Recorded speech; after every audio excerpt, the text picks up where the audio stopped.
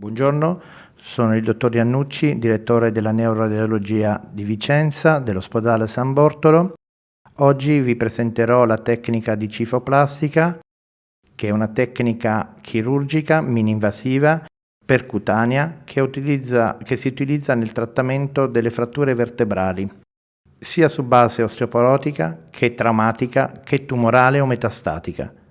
Le eseguiamo in ricovero in day hospital.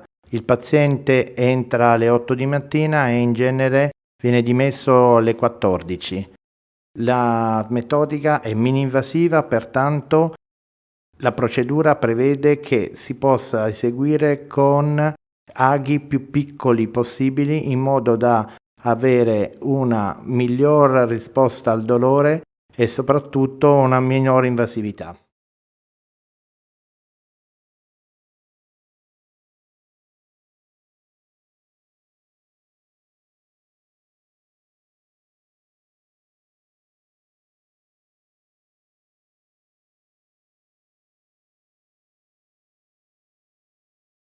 Iniziamo con la procedura, inizia con un'anestesia locale che si esegue con lidocaina tramite guida fluoroscopica, si arriva al peduncolo vertebrale e si inizia l'iniezione del farmaco.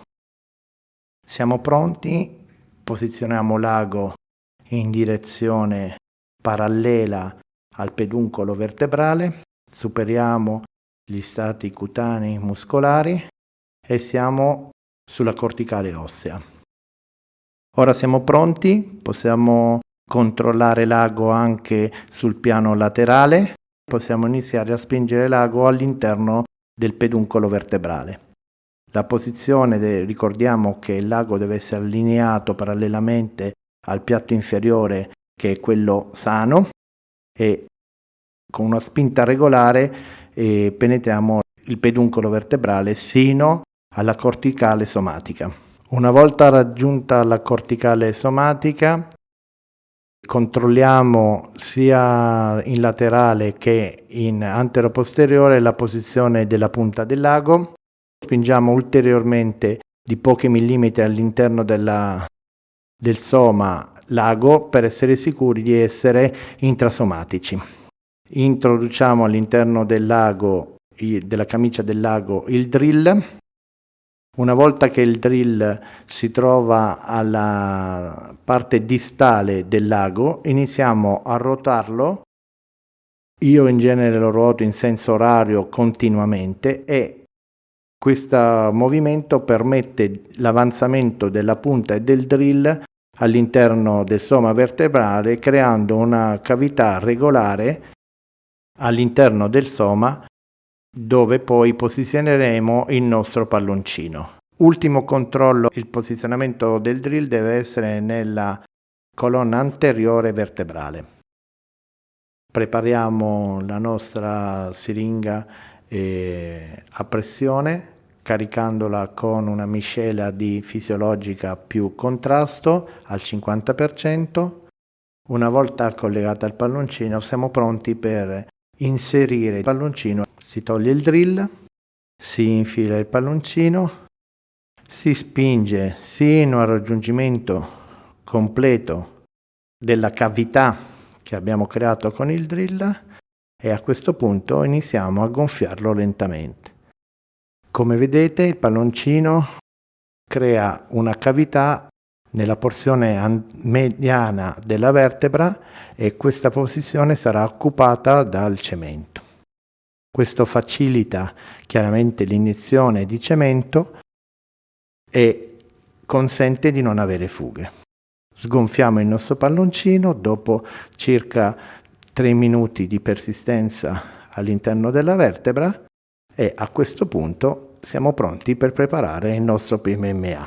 Prendiamo i nostri bone fill e le nostre siringhe che sono tutte in una confezione e apriamo il bario che è chiaramente il mezzo di contrasto del nostro cemento. Successivamente prepariamo il nostro PMMA, l'apriamo e lo versiamo all'interno del contenitore. Una volta chiuso completamente battiamo per circa 15 secondi la nostra miscela per renderla omogenea e poi siamo pronti per riempire le siringhe dei bone filler.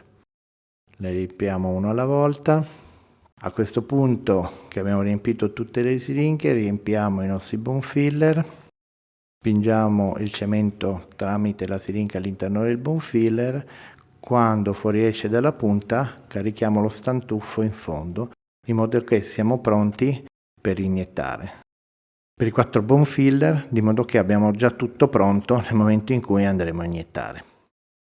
Li inseriamo all'interno della camicia del lago e lo spingiamo oltre la camicia del lago sino alla cavità formata dal palloncino, e a questo punto, quando siamo in posizione, possiamo iniziare a spingere il cemento all'interno della nostra vertebra.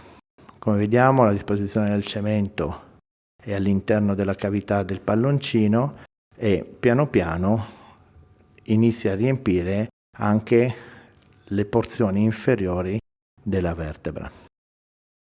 Quando riteniamo che il cemento abbia completato il suo riempimento vertebrale, facciamo gli ultimi controlli e sfiliamo il bone filler.